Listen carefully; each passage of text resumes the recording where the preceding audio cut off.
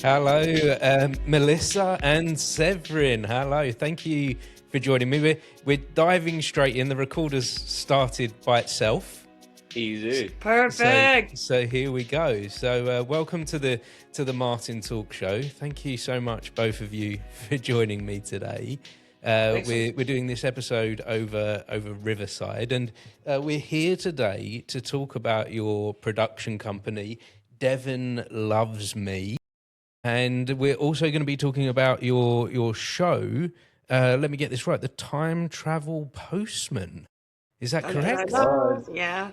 Yeah, sounds really exciting. Tell me a little bit about the production company first of all. You're an experimental clown production company. Yep. Based out of Brooklyn, New York. You can't get more fringe sounding than that. Yeah. So thank you so much, Martin, for having us on. I'm Melissa Ingle. I'm one of the co-founders of Devon Loves Me Productions, and I'm Sevrin Willinder. I'm the other one. yeah. Wonderful. And so we started this production company when Sevrin traveled all across the world, came back from clown school, and we were both like, wow, well, we want to make theater. We want to make theater that's just important, playful, fun, and just experimenting with the audience and doing new things. And so then we decided, why don't we start a theater company and take our first show to Fringe? So we did that back in... It was 2024. We took a horrible mistranslation of Shakespeare where we put all the text through Google Translate into 15 different languages and then brought it back to English. So it was very iterative. Okay. And then just garbled nonsense came out of that. Yeah, so the gibberish, we would cut together all of Shakespeare's plays, 38, and then we would call it Shakespeare Translate. It was based on something I did a few years back ago with Romeo and Juliet. So we did that with our friend Emily Conlon. We took that to Fringe for about a week, and then we came back and Sevrin posed the question of, well, I really want to work on my one-man clown show because there were elements of clown in Shakespeare Translate. But again, like Sevrin said, it was more a focus on mistranslation of text and gibberish. And although the language is gibberish, can the message of Shakespeare still shine through? Because think about it, Shakespeare's been translated hundreds of ways into thousands of languages. And there's always that slight hiccup in translations that we see. But to really have the focus of it be on those hiccups and those miscommunications, and how can we play with the audience in that? God, it's buzzing. And then we continued with Devon Loves Me, just, again, making now this new show, Time Travel Postman, which we've been working previously on for about a year plus now, under a different title, It Was Really Good to Know You, which was our working title of it, which is the premise of the show, because it was based on a lot of Sevrin's travels again. Yeah. And being like, all right, we are a friendship company. This is a show about friendship. It's about friends that have inspired you on travel. It's about friends that have inspired us in life. And just really making a personal one-person show, because I think through that vulnerability and that desire to play, we really open up with the audience. And we have a lot of people who come back to see it time and time again, and great support from the community. So Amazing. It sounds like this show has been on such a journey, and you're coming to this moment to bring this to the Edinburgh Fringe again. So the excitement and the hype, I can definitely sense that is building for both of you. But I want to go back before we go forward to the Edinburgh Fringe and where we're going next. I want to go back a bit to what you touched on at the beginning, that this kind of this idea and what you're up to now kind of started at clown school, correct? Yeah. I went over to Gaulier back from 2022 to 2023, which is Philippe Gaulier school is this old infamous French clown that whenever you're boring on stage, he viciously insults you. It's super fun. It's he says aggressive insults, but in the silliest way possible, that he saves any awkward moment of you failing on stage. So I went there, and I had gone in as someone who was a physical performer. I was working in theater a bunch as an actor, but I always thought of myself kind of as a comedic actor. And then I went there, and I had some tough times in it, and then I had some breakthroughs towards the end. And in those moments, I was like, whoa, oh my God, this is actually like way more in line with what I have wanted to do. So I like left there thinking, oh, I'm a clown. I want to explore more of this. And when I first finished the school, I had like no money at all. I had been away for 3.5 years from the U.S. I like went and I traveled around Australia and along a lot of parts of Asia. And when I came back, I was like, all right, or when I finished school rather, I was like, I don't know where I'm gonna go, what's gonna happen. And I hit up Melissa, who I had been friends with before, and I was able to crash in the extra room at her place at the summer, basically just to pay utilities and nothing else, which is about all I could afford. So like I had seen a bunch of my friends go to the Edinburgh Fringe and like make their solo shows in their like respective countries and everything. But I was very broke, so I was like, I don't have the ability to focus on this at all. So I came back, I moved into Melissa's place for a bit and saved a bit of cash, and then I had like a bar job. I had saved a tiny bit of cash, and basically once I had gotten fired from the bar job because I had like another acting gig outside of that. Mm-hmm. And when I got fired from that job, I at first was like really upset because like, no, I lost this job, come on. And then I was like, wait a minute, why am I so upset about this job that I never cared about? I wanted to make theater. So I was like, hey, Melissa, let's actually make the stuff that I want to, that like, she specializes in like devised theater. Mm-hmm. And like I said, seeing my friends make their own shows and being like afraid to do it and not able to do it for a while, I was like, okay, it's time to actually make it happen. So very inspired by my other clown friends' one-man shows. And so you touched on at the beginning there a little bit about clown school changing something in you, that you were one type of performer before and now you're a different type of performer. What was that change? What did that look like? Well, I had a long period of time in the middle where I would get up on stage and I would like just get, my time on the stage was so minimal. It was like, all right, you're done. It was probably for like 9 or 10 weeks where like every time I would get up on stage, I would have nothing. And like I wouldn't even get the insults. Like that would have been nice if I was like failing spectacularly and he's like, you are boring like a pharmacist. It was just banging the drum. No, that's it. Mm-hmm. And I felt like I was getting increasingly invisible in that school. Wow. And to a point where like we would do some exercises where we'd have like multiple students on stage, like in a line, like, all right, your turn, your turn, your turn. And I would like start to do anything and I'd immediately get cut off by the next person and they wouldn't even like notice they were like talking over me. And I would leave the stage and be like, oh, fuck. Oh, I don't know the swearing on this. We've been there. It's all right. Oh, okay. So that was just like building and building and building. And I was seeing my friends, like, as we get deeper into the year, they were like starting to have more successes. And eventually I got to a part where I had practiced this scene a bunch. It was in a Chekhov class and I wasn't fully off book. We were supposed to be entirely off book for it, but we had been given the scene like 2 days before. And it's like a dramatic, like Chekhov's really silly, but it was like, he's a melodramatic kind of guy. And I was like, okay, there is no chance I'm going to be off book to show this scene at all. But I think I know what's going on enough that if I paraphrase, I can crush it. So, and I was like, I think I had one friend that went up and he did something totally ridiculous that was totally inaccurate for the scene, but it was hilarious and it really made me laugh a lot. And I was like, if he can do that, then I bet I can go up and do something like, and everyone will be like, oh, you're the best actor ever. And I went up and I thought I was being super dramatic and like really solid, but everyone was laughing at me a lot. And I didn't know exactly what I was doing, but I felt like I was having a blast. And my teacher like let the scene go for a while and eventually he stopped it and he was like, this is totally ridiculous. And he was like, this isn't the class for it. We have the class in 2 weeks, which was clown. And I was like, what? I don't understand.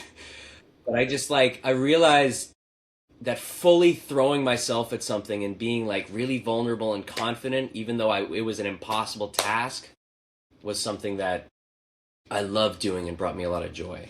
And it brought everyone else joy too. So, yeah. And I sense, Melissa, that this kind of resonates with you, Severin's story there, that there's some kind of connection. Where does your story align with this then? How have you two find this point to come together? Well, it's like hearing that story. I've heard a lot of stories from Severin in clown school, and this one's like a new one, so it's always nice to hear Nice. something like very beautiful and I don't know. Always nice to learn new things about your friends. Of course. And I think, yeah, I went to theater school. I went to Pace University. I studied directing there, which was a devised program that had an international program where I got to go to Croatia with like a devised show we worked on, got to work on smaller adaptions. So then when we met, I was finishing up college. He was going off on his trip to Australia. We stayed in contact and like, as people who like instantly kind of connected did, because we did a small show after that, and then he went off. And it was so kind of beautiful because then we both went off. We grew in different ways. We took different challenges because I know my theater program challenged me in certain ways. But overall, I think it helped me craft my vision of what I like as storytelling and what I'm inspired by.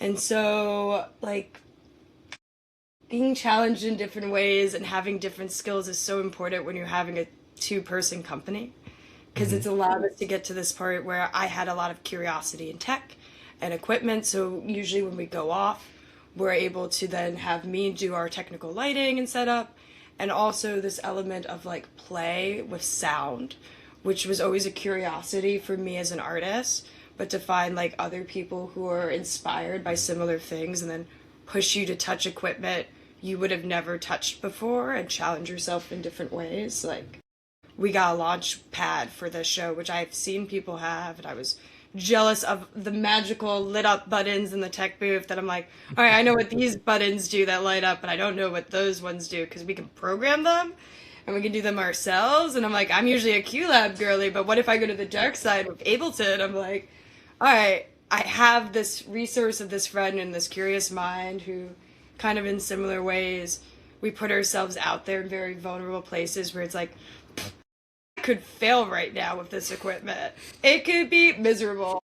We could go up in front of everyone, we can tank it, but you know what? If we keep pushing on and we just keep going, that relentless force is gonna get us somewhere, and then we can have a little debrief afterwards, and like, as long as that curiosity and desire to grow is there, we'll continue building it, which is so beautiful with a show like this. Well, that sounds amazing. How the curiosity has driven you through the fear that has Yeah. pushed you, because it is scary being an artist.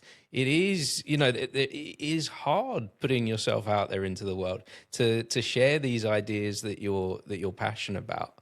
And I often wonder, and both of your stories is something that's, it's a little bit more unique than a creative that goes out and shares something by themselves. Now, you two have come up with an idea together. Your paths have crossed and aligned in this moment. And I wonder for you, what did that moment look like when you both came together to grow this thing, to make this thing start to happen? Was it just one moment, or was it organically over time? I think it was like an organic thing over time.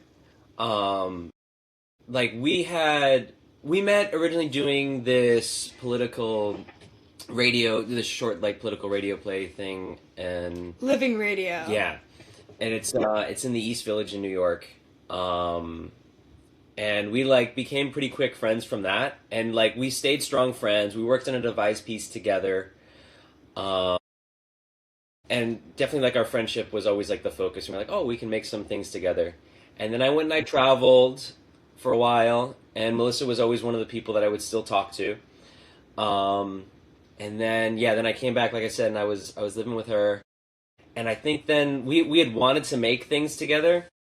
But I mean, I remember like really specifically from an emotional point where like I had lost that job, and I came back to I like texted Melissa. I was like, "Hey, we have to make something now," because she had always talked about this idea. You talked about wanting how like you were inspired by the origin story of, I think it was like, was it like Tennessee Williams meeting his producer at like a house party? Oh yeah, that's always a good one. Yeah, my one friend Ryan, Rye Cook would always be like, Tennessee Williams met his like one collaborator at a house party. You can do it too.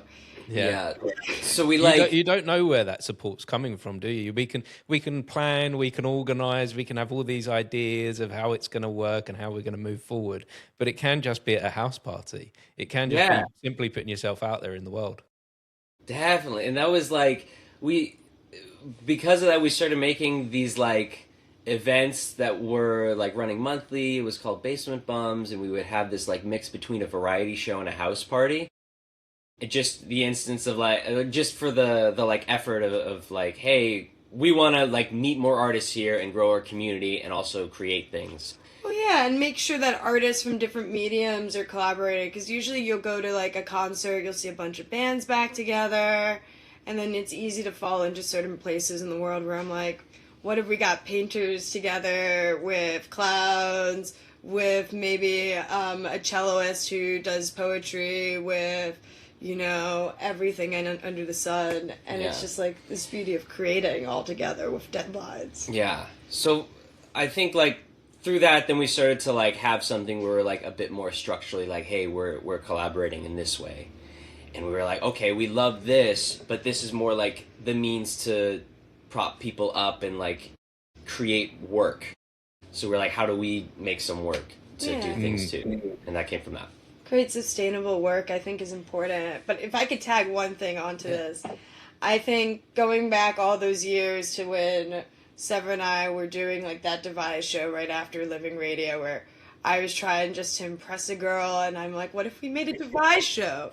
And we did, and it was really fun. It was really good. But throwback to like the final house party to like celebrate the close, because you know, theater people, we're always looking to celebrate. Of course. We had two rod puppets that we were messing around with, because I'm like, I got some puppets in this house. Because we're a theater house, we have a lot of weird stuff. Mm-hmm. But we were playing with these two rod puppets, and eventually everyone went up to the roof, and it's just us making ourselves laugh for hours to the point that you didn't realize everyone had left, and you're like, oh, well, everyone left. Obviously, they want us to take this show on the road. So we took the puppets upstairs, and we were playing around with our one friend, Devon, who now goes by his middle name, Patrick. Shout out to Devon. Or shout out to Patrick. But we were making this joke with Devon and his then girlfriend, who they're now married. Shout out love. But we were making fun with these two puppets, and we had this inside joke of Devon Loves Me. And throughout all these timelines of when Sev left and like we were still talking and when he came back, we were trying to name the company. And I think it's such a beautiful thing, because we were looking for things that we like, because we like video games, we like a lot of things that you could tell about us. We like sci-fi, we like video games, you could see it in our work. But we kept finding these old clips of us at the bar just holding on to this joke for dear life and just having our little hand puppets and doing it. And it really, when Sevrin brought up that as the name, I'm like, hands down, like that makes sense for this. And it's led to very silly things from the name, because then people will email us and be like, hey, Devon, like, this is it, or like business details to Devon. And I'm like, do we do anything? And we're like, nah, it's perfect. It's perfect. I like too. It's funny when people in the UK think we're from Devon in England. Yes, yeah. That crossed my mind. Crossed my mind. I was like, are these guys in New York? What's Brooklyn? What's going on here? But then Devon, maybe you've moved. I think we should start looking up facts about Devon, because I don't really know anything about it. No. We should be prepared. I think within that little bit of mystery, you're opening up curiosity within the audience, and you're playing with whoever you're interacting with there a little bit. I see that so much in what you've told me in your story so far, is that you two seem to live by with this way of playing and discovery, and you're opening up your world through play. And I love this thing about that you went up onto the rooftop and played with your puppets. and you discovered something there through That helped puppeteering. years later, yeah. Yeah, I'm a huge fan of puppeteering. That's deep within the creative stuff that I do, because I think puppeteering it seems to me to unlock another dimension on the creative side of things for me. It takes me to some childlike place that can be sometimes difficult for adults to go to. Mm-hmm. But the Yeah, puppets have that power to get us there a little bit sooner. they're so magical looking. You can't not, you know. Yeah, and I love this thing about like exposing and like bringing out this childhood play, and especially in a theater place.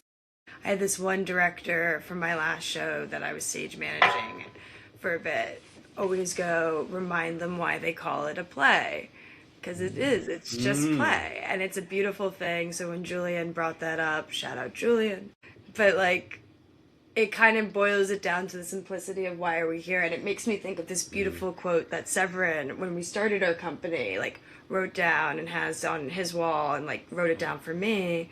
And it's like, I cannot control if I'm good or bad, but what I can control is if I'm having fun or not. And I think like that's what we, if you want to boil down our company to like a statement, I think that is the statement, because every time we're in the room, we're like, all right, are we just doing this to checklist like some theatrical buzzword thing, or are we doing it because we are just so locked into the joy? And it's always funny because like when we play in the room, like sometimes I'll get up on my feet, sometimes several will like go behind the table, I won't switch roles. But it's always great when Sev's on stage and like I'm in my little tech setup and we're playing with the live sound. And I just read Sev's face after coming out of the scene, which is this very joyous, happy mailman face. And then we'll stop, and it's either like, again, this joyous, happy mailman face that's kind of Severin's face naturally, or it'll be like this very wiped down, like brows in, kind of like not frown, but just like solid face, and you're just like, all right, what happened? And Severin's like, there always be like a deep exhale and then like a little confused, and you'll be like, all right, is the confusion not having fun? Is the confusion like something that's very crazy and a sci-fi clown play with no words? We're like, there's a lot of places confusion can happen. But the one best in our control is, are we having fun? Because if we're not having fun, how can we ask the audience to have fun with us? Yeah, this is really interesting for me personally, where I am today. This is the second conversation in a row that I've had with someone that's been to clown school, and the importance of joy has shone through. You mentioned there that you're seeking joy within this. I think on a human level, for all of us, even though those that assume that they're not creative, I think it's deeply, deeply important for whatever pursuit we have to seek joy within it, is it not? Absolutely, yeah. I mean, I feel like everyone wants to play. Everyone wants to have fun. Yeah. It's pretty universal. Yeah. So that for you guys, it sounds like you're living it. It sounds like you're playing all the time. You're living. It sounds like you found a place of living in joy.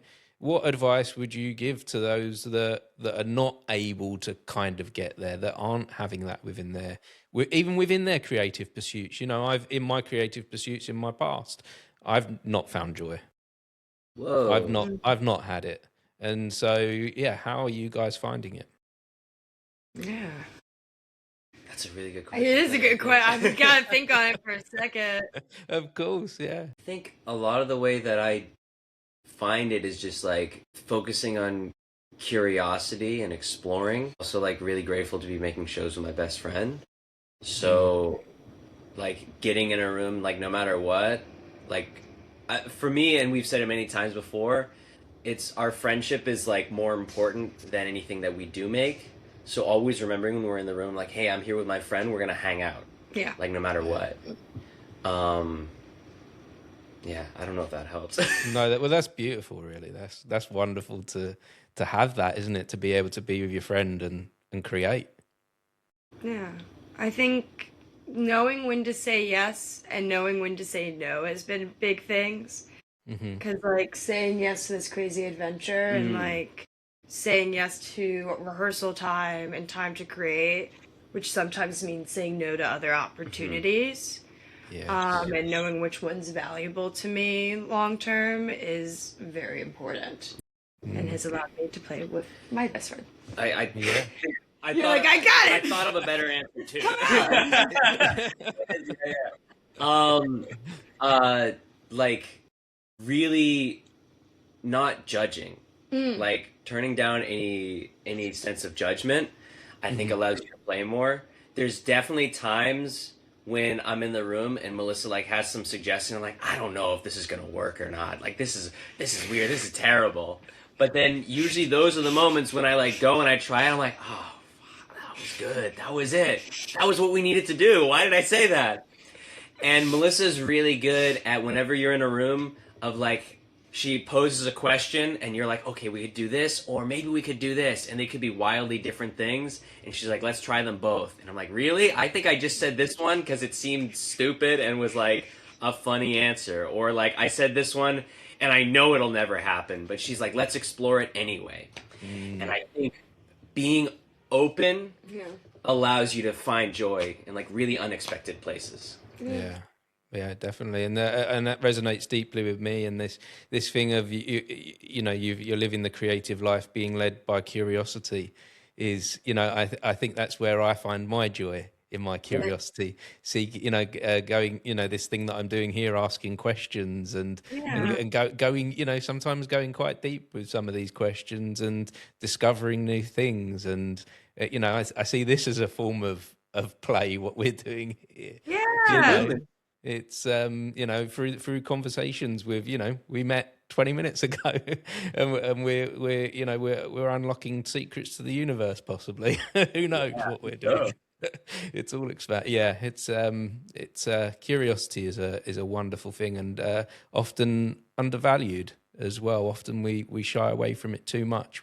I meet too many people outside of the podcast that think they know all, and Yeah. actually, if you look at them as human beings, they don't look like they're having a lot of fun. They look pretty miserable, the ones with all the answers.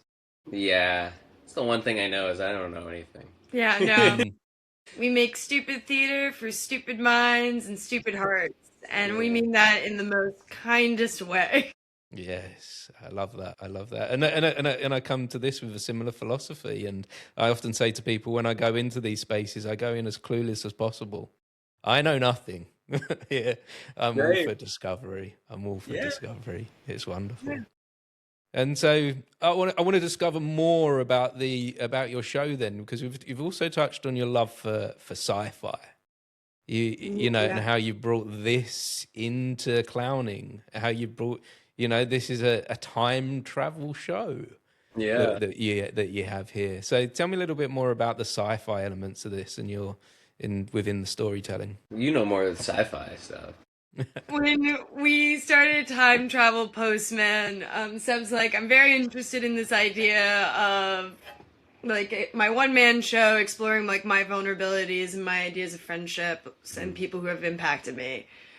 I recognize as coming into the room and it's just going to be the two of us, I want to create something similar to what we were talking about before, making sure that like we're both having joy. It is like, I know you love sci-fi. I know you like to make kind of Black Mirror episodes on stage and like weird things like that. Um, how do we morph these two worlds? And I'm like, it's pretty easy. You watched a lot of Star Trek. We play I a love lot Star of video Trek. games. Like, he loves Ratchet and Clank. And I'm like, between Ratchet and Clank, like Pikmin, so a little bit of Star Trek, a little bit of like Logan's Run mixed in, some Amazing. 1960s Planet of the Apes. Um, we little by little discovered this show just because we were just like, all right. I think we started playing like bossa nova a lot in the rehearsal room because we love music in the rehearsal room, and then we found ourselves gravitating. We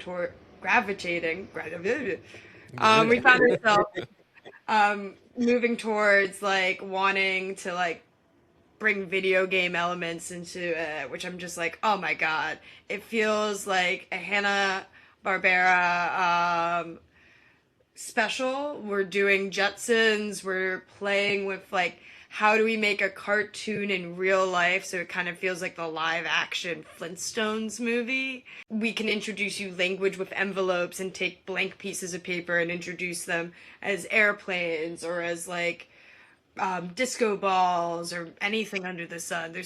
We're always inventing new things we can do with a piece of paper in the rehearsal room. Amazing. But like learning how to then create this relationship between audience and clown that's usually happens, but also this awareness to the audience clown technician relationship.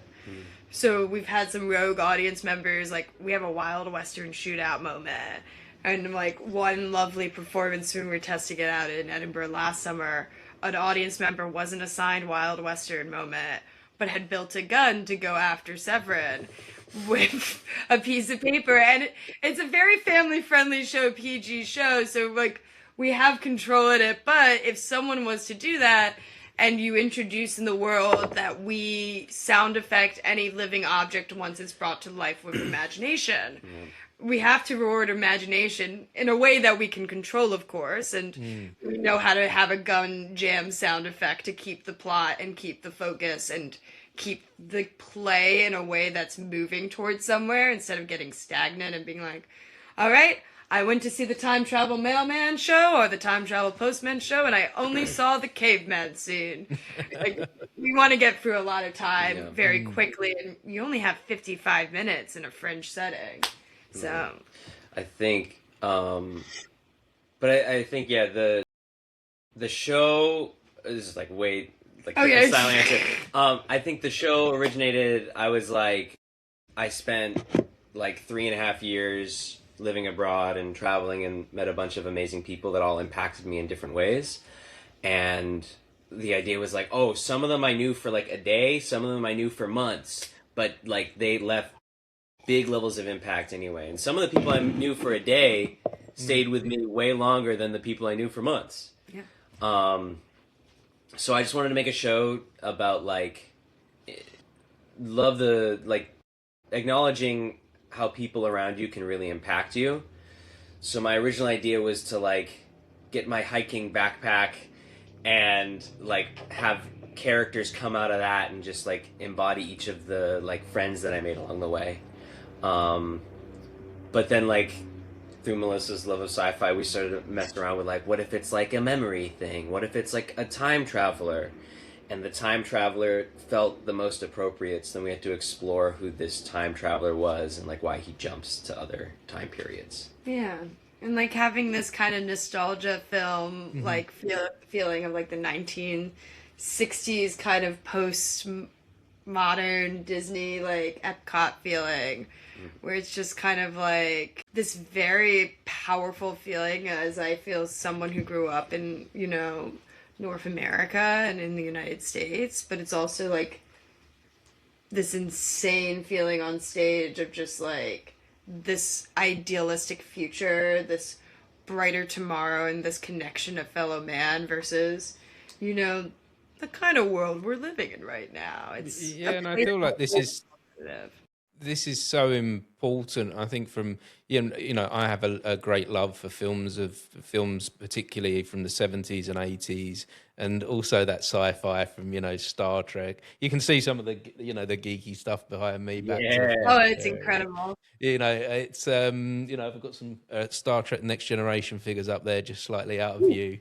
and so if we think of Gene Roddenberry from the writer of Star Trek, his message was always about looking at a more hopeful future.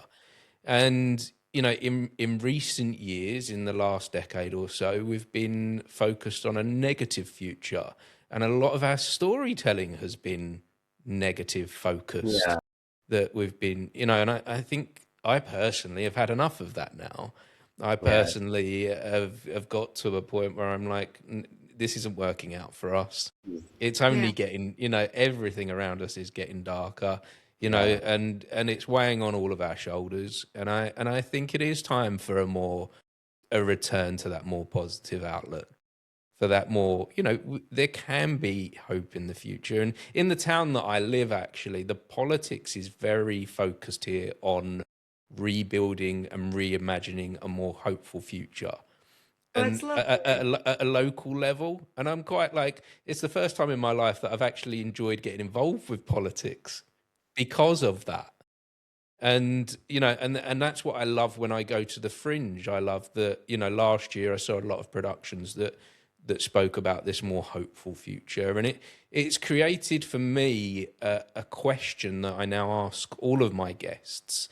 And whilst we're talking about your show, we're also talking about the wider world.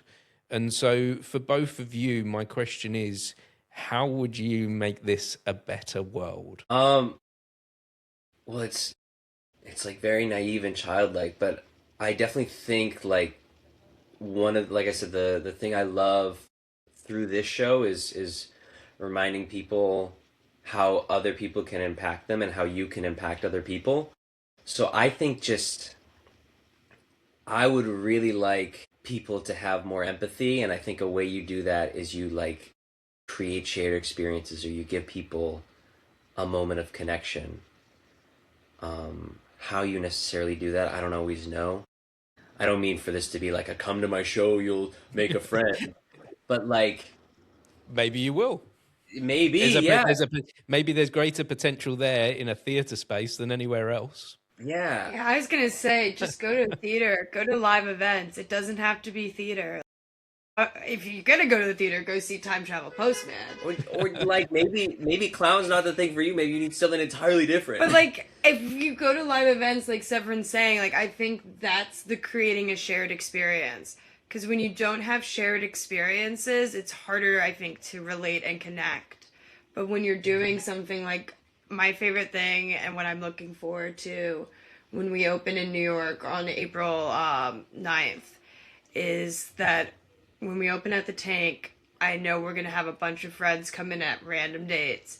And I look forward to seeing them all recognize each other in the venue, because it always feels like a big reunion, but I always look forward to just going out afterwards. Yeah, Even if it's one quick drink and I gotta go to bed, it is so wonderful to play with our friends in live spaces and create new friends and yeah, go I'm to live having events. you guys are giving me a bit of an epiphany moment. Like I'm sitting here thinking the real world is due a comeback. This might sound a bit sci-fi, but we went so heavily online with our connection, didn't we? Yeah. The yeah, world we went deep in social media, and we went, that's how, and we had this period of COVID where that's all we had was online. yeah, So we went so heavy into that we started coming away from real world connection. yeah, And maybe that's where that negativity started to come from, where it wasn't real, where it was off world. And so now's the time to come back to earth and come, and start really, coming to those spaces, those live events, those theaters, and and reconnecting with people in a human way. yeah. I think so. I think even like talking to a stranger or meeting someone that's like Mm. got a different life experience from you is always going to be a really good thing. Um, yeah, it gives you more perspective, gets you to be like, oh, this person that's very different from me that I know nothing about. Oh my God, oh, they're like a nice person too. That's great. Yeah. It's a very simple, like it's a very simplistic way to look at it for sure. And I know it comes from a place where like, I have a lot of privilege, but still, I think it's something that is helpful. Yeah, in person, just meeting people. Yeah, leaving the house. I think we always, whenever we're doing anything and someone's like, I can't make it, I'm like, okay, that's fine. You'll make it another time. Or if they can make it, I'm like, great. You left the house today. You did like the bare minimum, but the biggest, hardest step, which Mm. just to show up and Yeah, meet new people and be open. yeah, Yeah. It's hard. It's hard. It's very It's hard. harder than, there's so much opportunity there. I think that's how we can, it is hard meeting new people. It is hard going out into the world. It can be scary. But I think for anyone watching or listening, yeah, an opportunity to take that way that you're living as a kind of philosophy, as something to drive them. Go out there with curiosity Yeah, definitely. curiosity. as you embrace the world, and then it becomes a little bit less scary. Yeah, Yeah, wherever absolutely. you're able to go. Well, guys, this has been a wonderful conversation. Thank you so much for sharing. I do truly appreciate it. And so, just remind me then where it is that we're going to find out details about your show. How are we going to find you if we're in New York? How are we going to find you if we're at the Edinburgh Fringe? Yeah, we've got a few different like Instagrams. We've got check ours at Time Travel Postman, or we've also got Devon Loves Me Productions. Either those are the handles. Those are on Instagram. We have Devon Loves Me Productions on YouTube, so you can always watch like past performances. Yeah. We have a couple shows coming up at the Tank NYC from April 9th to April 19th at 7 p.m. You can go check that out at thetanknyc.com. Also, you can go on our website, devonloves.me. We usually put updates on everything and a bunch of links under upcoming to show you. Devon is spelled with the O, like the town in England. Yes, Devon. Yeah. And then other than that, Yeah, Fringe, yeah. right? I mean, at Fringe, we're gonna do it at the Gilded Balloon. We're gonna be in the Snug Theater, which is like their smallest one, at the Patter House or the Patter House, at 8:40 p.m. Except for like there's like 3 days we took off because we. Wonderful. Well, I'll be sure to add in the comments below links for anyone to be able to find your shows. And I look forward to meeting you at the Fringe this summer. I'll be there, and I look forward to seeing your show as well.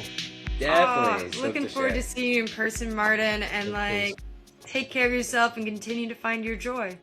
Wonderful. And you. Thank you so much. And if anyone has been watching or listening, we appreciate you for joining us. Thank you. Thank Bye-bye. Bye.